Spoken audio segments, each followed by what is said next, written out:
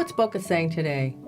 Many of us are not aware that every day policemen are putting their heart and soul into keeping the community safe and looking out for your best interest. That didn't stop for Wayne Barton when he retired from the Boca Raton Police Department. He went on to establish the Wayne Barton Study Center, and with us today is Mr. Wayne Barton. Thank you for joining us, Wayne. Good morning. What you've done for the city is so wonderful, but I'd like to take us back just a little bit so people can know your history and how you started and how you became interested in creating the center.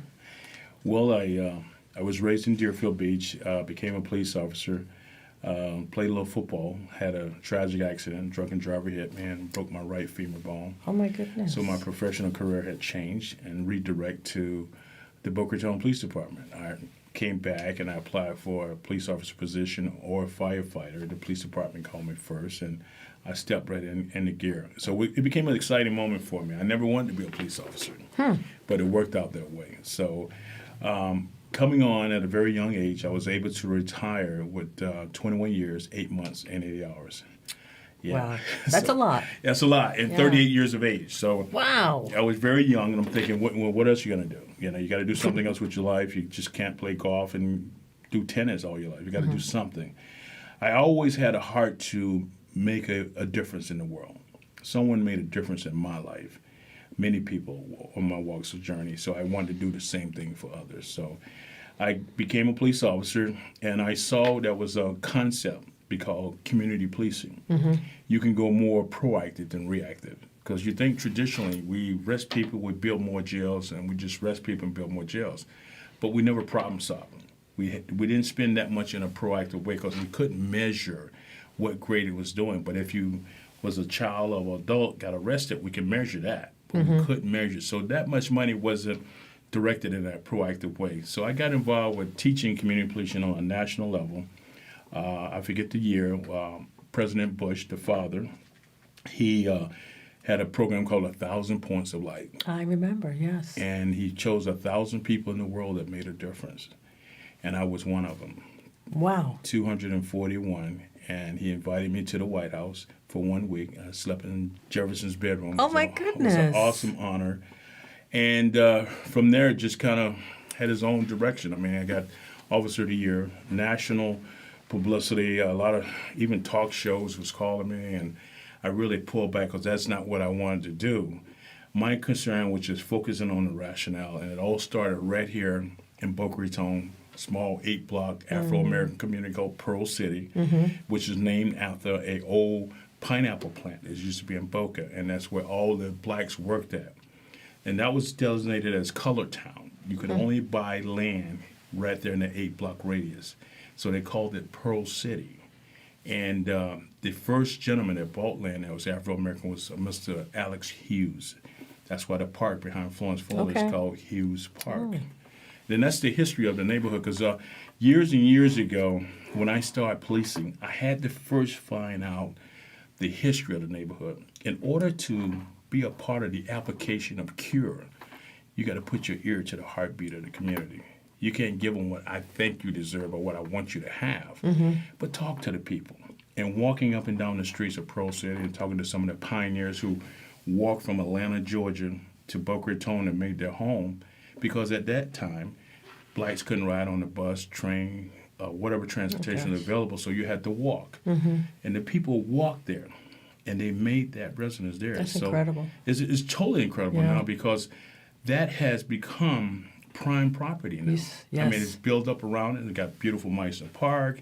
You have so much great development around that now. So it has become a prime property for purchase. So, you know, you have everybody want to buy the land now. Right. So understanding, getting in that community, Peter Petrarca was the chief of police, and he had found out that I was volunteering my time and talking to the residents, and I created what you call a cleanup day and started cleaning up the neighborhood. I went through, I tagged all the abandoned cars where runaways were sleeping in, junkies shooting up in it. It was called the art gallery of shooting up drugs. And the chief of police, the mayor, the city council, the city of Boca Raton got behind me, did a cleanup, towed the cars. I was trying to instill self-pride in the neighborhood.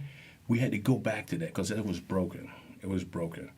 So once we did that, at the end of the day, after the cleanup day, we called the cops over in the community to rebuild that community bridge that's been broken also. So we had a picnic on the park. Kids got to see the cops got to see the kids, and it worked out really, really well. So from that, I started an after-school program that provided homework assistance, recreation, and dinner with monies out of my own pocket. Oh my gosh.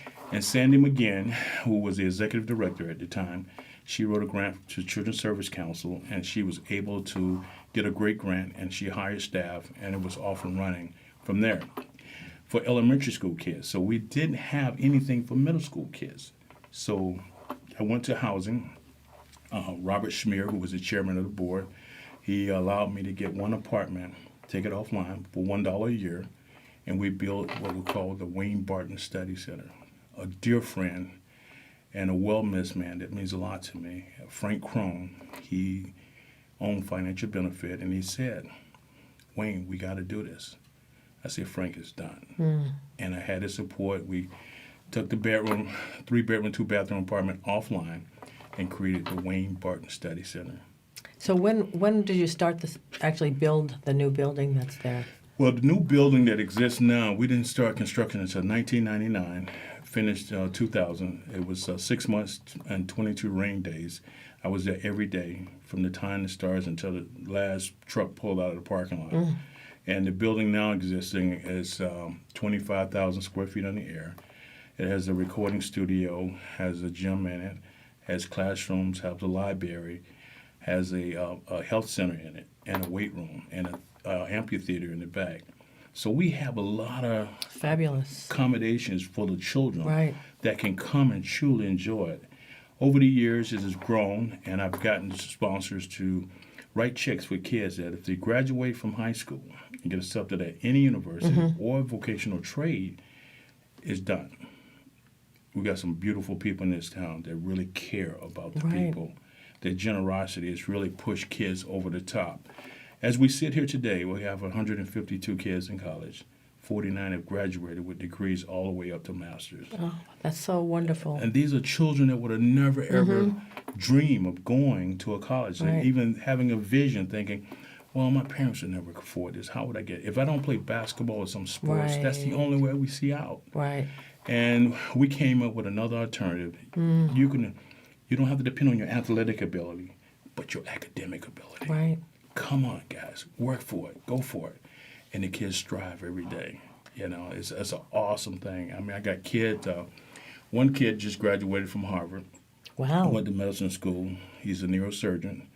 He's practicing right now in Detroit, and he's doing his intern there.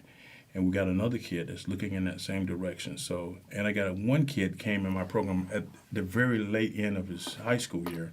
He's a doctor at graduated from Howard University, and he's now at a hospital in Atlanta, downtown Atlanta, doing his practicing now. So, Wow. You must be so proud of these yeah, kids. I'm very proud of them. Yeah. Now, I have lost some too. It ain't all good.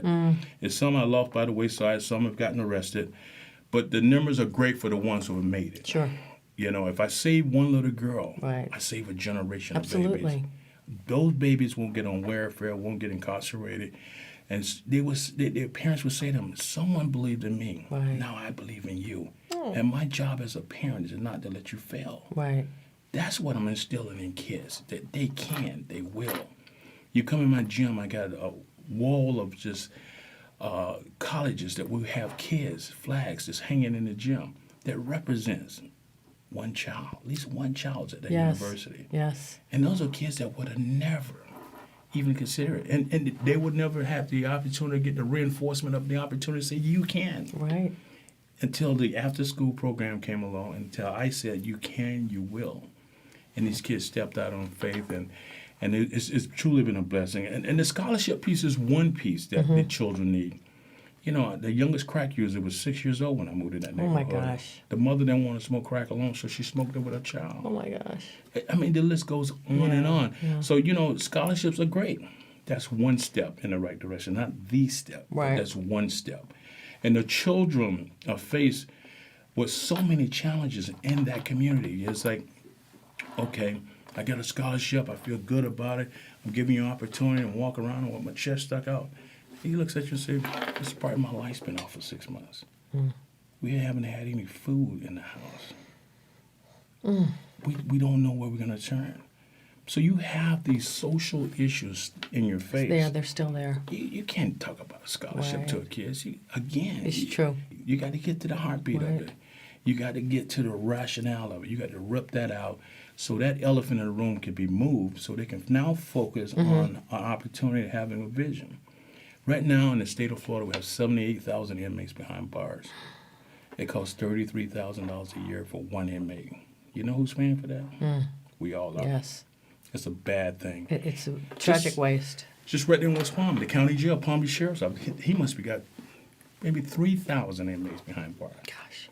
Just 3,000. You just do that small number, 3,000 times 33,000. Right. Those are the tax dollars that we're wasting. That's a dead end for the child too. But if you talk to law enforcement, say, how much you guys putting in prevention? They'll say $0. They're still practicing that traditional policing concept. Not problem solve, but put a Band-Aid on it. Right. We got to change that. We got to change that. I'm working with the Broward Sheriff's Office now, and the Sheriff, Israel Scott. Every weekend I've created it's called a grocery giveaway. Oh, I saw that. We give away 100,000 pounds of grocery every weekend. I go in the most poorest areas. Now, there's sometimes I go to Dade County and the police officers say, this is as far as we'll go. You're on. And going in these neighborhoods and providing resources, and I give about enough grocery for 2 months. The people stand in line, no less than 1,000 people that I do. It's just the most saddest thing, but it's a great thing at the same time because you look at that footage, you think you're in some third world country, but you're right here in America. Right here in America. How can a kid sit in a classroom capacity and study and hear you as a teacher Right. when there's no food here? I know. There's no food in the house.